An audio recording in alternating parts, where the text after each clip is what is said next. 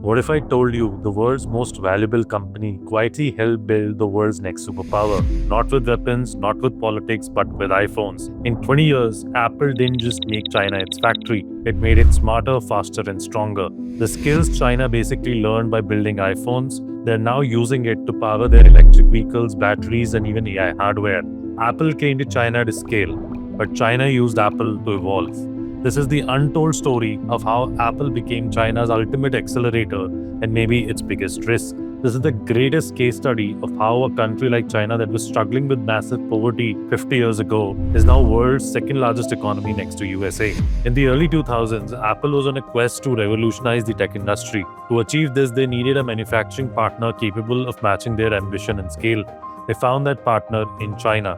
Apple's greatest export wasn't the iPhone, it was China's smartphone army. When you think of Apple's greatest innovations, the iPhone or iOS probably come to mind. But one of Apple's most underrated masterstrokes wasn't a product, it was a system, a supply chain so advanced it didn't just power Apple's rise, it powered an entire industry. In the early 2000s, Apple scaled iPhone production. It built deep long-term relationships with suppliers like Foxconn and Pegatron that operate in mainland China, right from lens manufacturers to antenna specialists and advanced casing companies. But these weren't just transactional vendors. Apple trained them intensely. It pushed them to meet absurd quality tolerances, taught them volume, scaling, and enforced global logistics protocols. It was almost like Apple ran a supply chain boot camp across China. What a few people realize is that those same suppliers didn't just work for Apple. They eventually became the backbone for Apple's future competitors like Huawei, Xiaomi, Oppo, and Vivo. And here's the twist, Apple actually allowed it.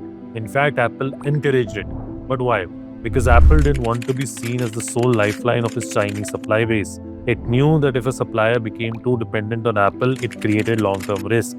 If Apple ever moved on or cut orders, it would trigger economic and political backlash. So Apple pushed many of these suppliers to diversify their client base, even if that meant supplying rival phone makers. Now, what was the result of this? Huawei, Vivo, Oppo, and Xiaomi didn't have to start from scratch. They had access to vendors who had been trained to Apple's gold standards. The vendors who knew how to scale production for hundreds of millions of units. Vendors who had perfected the art of cost optimization without compromising on quality.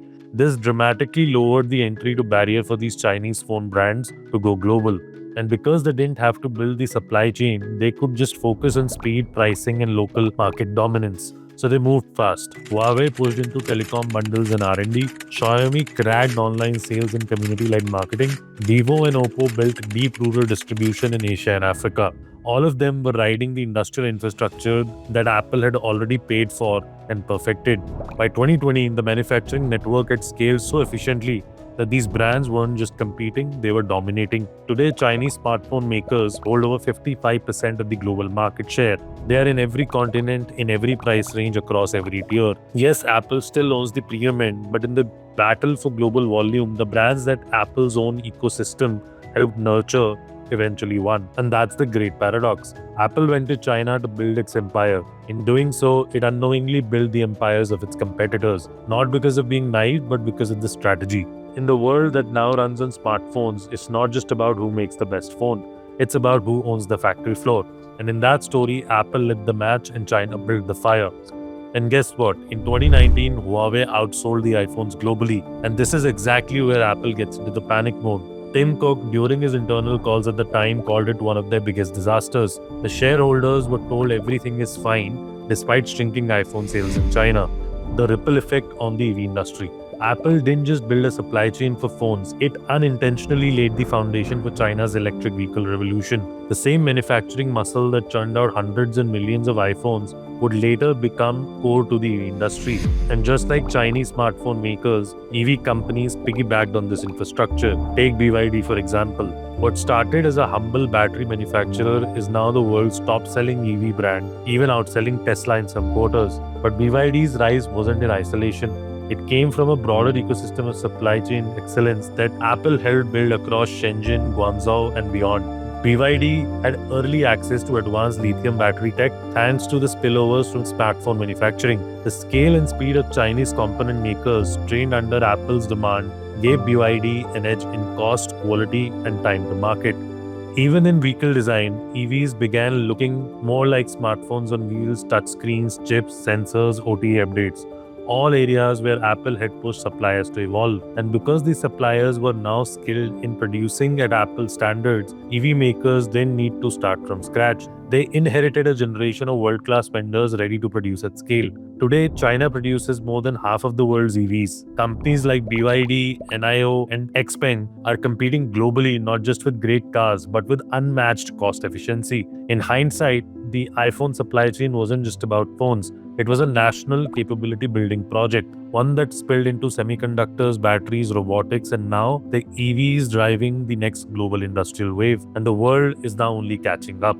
Harmony OS, China's bid to replace iOS. When the Trump government blacklisted Huawei in 2019, it wasn't just a trade war headline. It was a signal to China's tech ecosystem, cut off from Google's Android devices and denied access to advanced US chips. Now, this was good news for Apple because this could have helped them gain market share back in China. But Huawei responded not with retreat but with reinvention. At the heart of that reinvention is Harmony OS, a domestic operating system built to reduce China's reliance on American tech giants. Initially launched as a contingency plan, Harmony OS has rapidly matured. As of 2024, it powers over 800 million devices, with Huawei phones leading the charge. But this isn't just a smartphone OS. Harmony OS is designed as a distributed operating system, meaning it works seamlessly across multiple device types: smartphones, TVs, wearables, home appliances, and even some electric vehicles. No other operating system in the world offers this level of native cross-device integration. Now, why are Chinese users and developers embracing it? Because it's built for their ecosystem. Harmony OS offers deep integration with Chinese hardware and services, better battery management, faster interconnectivity between devices, and lower latency. It allows easier app development through a unified framework, reducing friction for developers who once had to optimize separately for Android and iOS. But beyond functionality, national pride and strategic independence play a major role. After the Huawei ban, Chinese consumers began rallying behind homegrown tech. Harmony OS became more than an OS, it became a symbol of a technological sovereignty. The government too has incentivized its adoption, encouraging local brands to preload Harmony OS and reduce dependency on foreign systems. Apple iOS, while still dominant in the premium segment, now faces its first real threat in China, not from hardware competitors like Xiaomi or Vivo, but from an operating system with political backing, developer momentum, and ecosystem advantage. And this shift isn't limited to phones. Huawei has already integrated Harmony OS into EV dashboards, smart home devices, and industrial machinery, turning it into a national digital infrastructure layer. If the current trends continue, Harmony OS could realistically become the most used OS in China by 2026-27. Not because it beat iOS on branding or luxury appeal, but because it aligned with China's long-term vision, which is self-reliance, control, and resilience. In short, Harmony OS isn't just an Android alternative. It is China's entire tech future in one platform. What comes next? Can Apple rewire the future?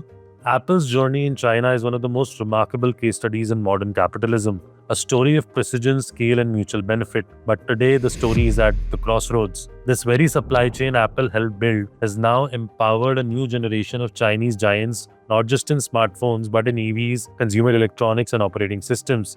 Companies like Huawei, BYD, Xiaomi, and Oppo are no longer imitators. They are industry leaders, competing with Apple not just on price but on innovation and speed. And now, with Harmony OS threatening to replace iOS as China's default operating system, Apple faces an unfamiliar reality, a shrinking moat in a market that once powered its global dominance. So, what's next for Apple? The answer basically lies in their diversification. Apple is already shifting parts of its supply chain to India and Vietnam, with India emerging as the most critical frontier. iPhone assembly in Tamil Nadu is scaling rapidly, with Apple suppliers like Foxconn and Pegatron investing billions into Indian facilities. The bet is simple. If China was the factory of the past, India could be the factory of the future. Beyond India, Mexico offers geographic proximity to the US, trade agreement advantages, and rising manufacturing sophistication, making it a promising node in Apple's next-gen supply web.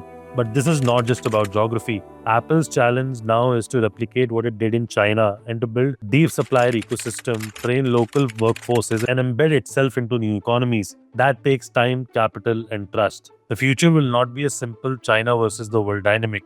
It will be a complex, multipolar tech economy where influence is distributed, competition is constant, and strategic redundancy becomes the new currency of resilience. For Apple, the game isn't over, but the rules have changed. The next chapter won't be written in Cupertino alone. It will be forged in Chennai, Monterrey, and wherever the next billion consumers rise. Thank you so much for watching this video till the end. Subscribe to Appreciate Now for more such insightful videos. Investment in securities market are subject to market risks. Read all the related documents carefully before investing.